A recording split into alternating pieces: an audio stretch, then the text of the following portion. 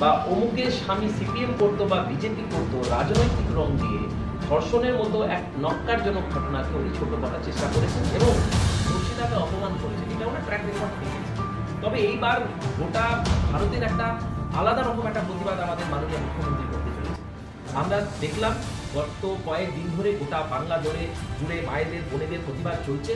এবার মমতা ব্যানার্জি কি করছেন, উনি আগামীকালকে চিফ মিনিস্টার মমতা ব্যানার্জি তিনি হেলথ মিনিস্টার মমতা ব্যানার্জির বিরুদ্ধে রাস্তায় নামছেন এবং তিনি পুলিশ মন্ত্রী মমতা ব্যানার্জির বিরুদ্ধে তিনি একটা আন্দোলন করবেন, দাবি জানাবেন এবং চিফ মিনিস্টার মমতা ব্যানার্জিকে প্রেসারাইজ করবেন যাতে গতকালকে আরজিকর হসপিটালে কারা কারা তাণ্ডব লীলা চালিয়েছে তাদেরকে যাতে অ্যারেস্ট করা যায়, এই দাবি নিয়ে চিফ মিনিস্টার মমতা ব্যানার্জি রাস্তায় নামবেন।